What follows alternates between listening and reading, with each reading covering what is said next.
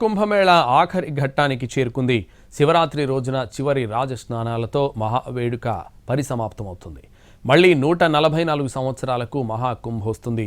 కనీసం 6వ పుణ్యస్నానమైన మిస్ అవద్దని భక్తులు తండోపతండాలుగా వస్తున్నారు. ఇప్పటికే 60 కోట్ల మందికి పైగా ప్రయాగ్రాజ్ వచ్చారు. అంటే దేశంలో సగం జనాభా కుంభమేళకు వచ్చింది. నెలన్నర నుంచి కొనసాగుతున్న మహాకుంభమేళా చివరి ఘట్టానికి చేరుకుంది.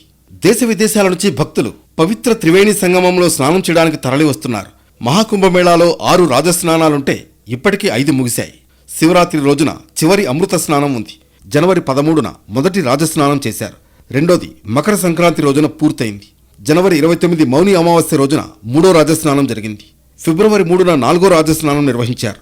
5వ రాజస్నానం ఫిబ్రవరి 12న ముగిసింది. ఇక మిగిలింది 6వది. అది శివరాత్రిన, అంటే ఈ నెల 26న జరుగుతుంది. దాంతో కుంభమేళా పరిసమాప్తమవుతుంది. చివరి రాజస్నానం చేసేందుకు భక్తులు భారీగా తరలి వస్తున్నారు. ముగింపు రోజున శివరాత్రి కావడం, అదే చివరి రాజస్నానం కావడం అరుదైన అవకాశంగా భక్తులు భావిస్తున్నారు. మహాకుంభమేళాలో భక్తుల రద్దీ విపరీతంగా ఉంది.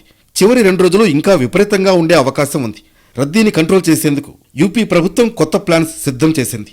అధికారులు, పోలీసులు, రైల్వే అధికారుల సహకారంతో క్రౌడ్ కంట్రోల్ చేస్తున్నారు. ఇప్పటి వరకు 60 కోట్లకు పైగా భక్తులు పుణ్యస్నానాలు చేసినట్లు యూపీ ప్రభుత్వం అధికారికంగా ప్రకటించింది. ఫిబ్రవరి 26 నాటికి ఈ భక్తుల సంఖ్య 65 కోట్లకు పైగా చేరుకుంటుందని అంచనా వేస్తున్నారు. నిజానికి 40 కోట్ల మంది స్నానం ఆచరిస్తారని యూపీ ప్రభుత్వం మొదట అంచనా వేసింది. కానీ అంతకుమించి వచ్చారు. 73 దేశాల నుంచి తరలి వచ్చారు. నేపాల్ నుంచే 50 లక్షల మందికి పైగా వచ్చి స్నానం చేశారు. మహాకుంభమేళాలో అట్లీస్ట్ ఆఖరి రాజస్నానమైనా చేయాలని భక్తులు భావిస్తున్నారు. అది మిస్ అయితే మళ్లీ 144 సంవత్సరాలకే ఛాన్స్ ఉంటుంది. అంటే ప్రతి 3 తరాల్లో ఒక్కరికి మాత్రమే ఈ అపురూప వేడుకల్లో పాల్గొనే అవకాశం దక్కుతుంది.